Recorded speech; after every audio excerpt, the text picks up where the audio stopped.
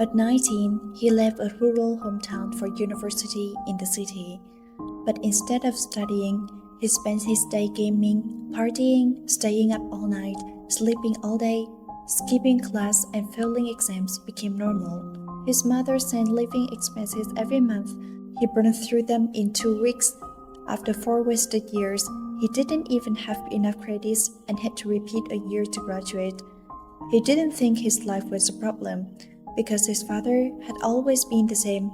When Messiah was little, his father would come home wasted, scream, and cause trouble, and never finish his paintings. One day, after another drunken mess, Messiah's mother finally snapped.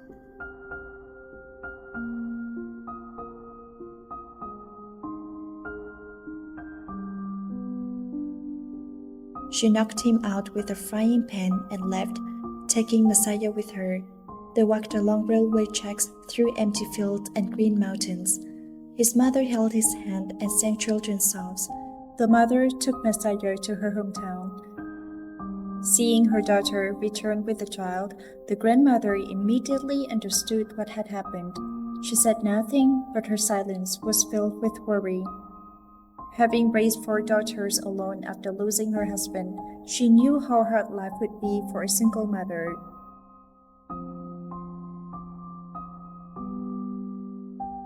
Messiah grew up in a small coal mining town, spending most of his childhood there and only visiting his father in the city during school breaks. Influenced by his father, he developed a love for drawing, while his mother worked at a small bar to support them. 3 years after the divorce, the mother met a man she liked and planned to go on a date in the city. Messiah insisted on coming along.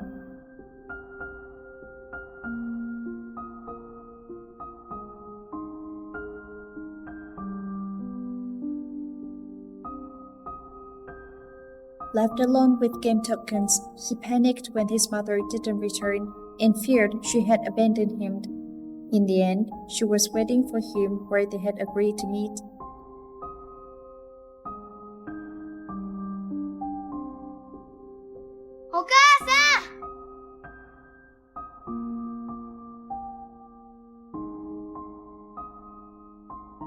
That night, the mother asked if he could accept another man in her life.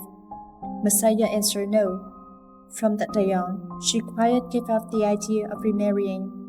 Years later, when Messiah reached middle school age, she decided to move with him to a rented room near his school. They discovered that Messiah's grandmother had quietly come to the bus stop to see them off.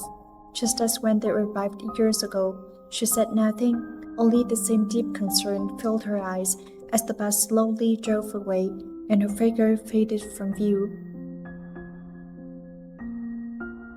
Life near the school was simple but steady. Messiah's mother works from home decorating plates, earning just enough for tuition and daily expenses. She even saved carefully to buy him a guitar. His father encouraged Messiah's talent for drawing and promised to guide him if he chose to pursue art.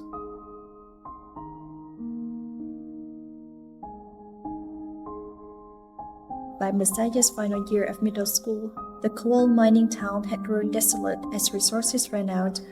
With only the elderly and children left behind, Messiah decided not to stay for high school. He chose to go to the city for study art, believing that leaving home would also give his mother a chance at freedom.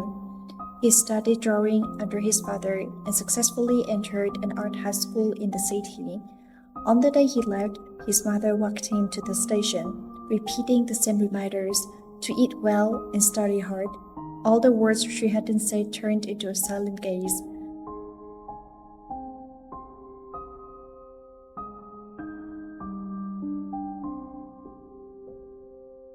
On the train, Messiah opened his bag and found a homemade lunch and a letter from his mother. Reading her heartfelt words, he broke down in tears and silently vowed not to let her down. But freedom swallowed him again. In high school, he started smoking, drinking, dating, and ignoring school. Still, his talent carried him. He got accepted into Musashino Art University in Tokyo. Tokyo was bigger, brighter, and more dangerous. He lost himself completely. 4 more years of indulgence, all funded by his mother's hard-earned money. He failed so many classes, he had to repeat a year. Even then, she didn't scold him. She only said, "Work hard," and even took a small bar to keep supporting him. Masaya arrived in Tokyo as a freshman at Musashino Art University. The bustling city was full of temptations, and the young man from a small town quickly lost his way. He forgot his original dreams and lived an even more indulgent and decadent life than in high school, spending the living expenses his mother earned through hard work. 4 years passed like this. In his senior year, he called his mother to tell her that he had failed too many classes and would need an extra year to graduate. His mother didn't blame him. She only kept telling him to work harder. To continue supporting his studies, she took over a small bar and started running it herself. A year later, Masaya finally graduated, but still couldn't find a stable job. He worked part-time as an art instructor, barely earning enough to pay rent and survive. Around this time, his mother called to say that his grandmother was seriously ill and hospitalized. Though no longer fully conscious, the grandmother still remembered where she had hidden some pocket money from Masaya when she saw him. In the year that followed, as an adult, Masaya lived recklessly. He often fell behind on rent and hid from the landlord. He kept his habit of playing mahjong from his college days, using money his mother sent him. One night, after playing until late, an overwhelming sense of guilt suddenly washed over him, and he seemed to see his younger self. One day, Masaya called his mother again to ask for living expenses, but it was his aunt who answered. From her, he learned that his mother had been diagnosed with thyroid cancer. Though shocked, he was relieved to hear that the surgery had gone well and that his mother could still speak. His mother's illness finally woke him up. He had neither the means nor the time to keep wasting his life, and the woman who had always supported him was now fragile. He began working relentlessly, by day as a part-time illustrator at a publishing house and by night as an assistant at a radio station. 10 years later, Masaya became a successful comic artist with published books. He paid off his debts, saved money, and found a loving, understanding girlfriend. His mother returned to her hometown, living with her 3 sisters. Whenever Masaya published a new book, she proudly shared it with them. As his life became more stable, Masaya decided it was time to take care of his mother and bring her to live with him in Tokyo. At first, she hesitated, afraid of being a burden and of troubling his girlfriend, but after his repeated insistence, she finally packed her bags and left the hometown she had lived in for decades. On the day they reunited at the station, when she arrived, she looked much older than he remembered. He told her firmly, "From now on, we live together." Their home filled with warmth. His mother cooked, friends visited, laughter returned.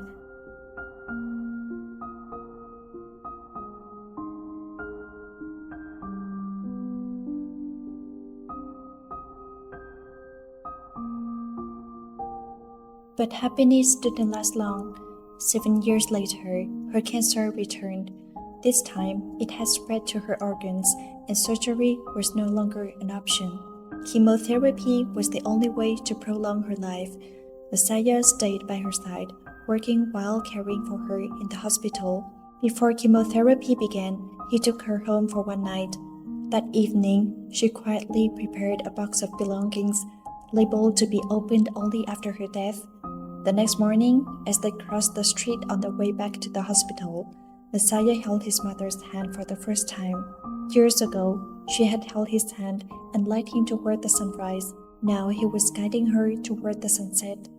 Chemotherapy brought unbearable pain. Watching his mother suffer, Masaya questioned its meaning. If treatment stopped, she would have only 3 months left. In the end, he chose to stop the chemotherapy, hoping she would suffer less.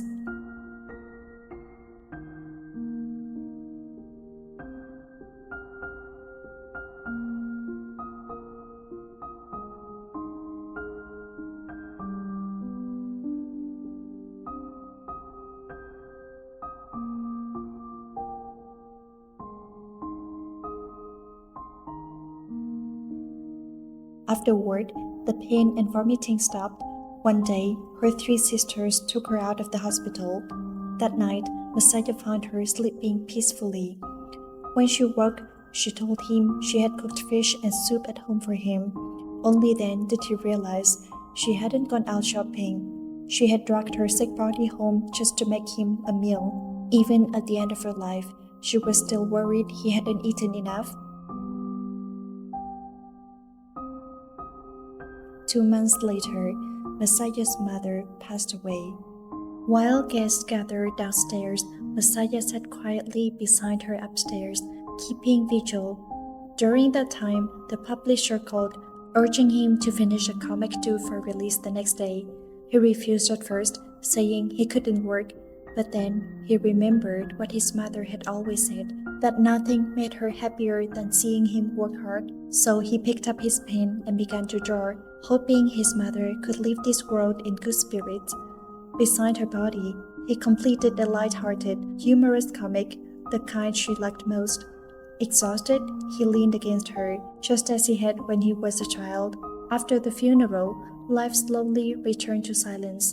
Messiah opened the box of belongings his mother had prepared long ago. Inside were his umbilical cord, an old photo of 2 of them, insurance documents, and a letter, her final words of comfort and tenderness. Tokyo Tower 2007 is a story that spans 30 years, a long song of separation between mother and child. Mothers do not grow old all at once. Their aging hides in moments we fail to notice. As children grow, they move forward, while their mothers quietly fall behind. From the moment a child is born, begin a journey destined for farewell. With every passing second, the distance grows, and all the love and gentleness a mother gives along the way are, in truth, her farewell, given in advance.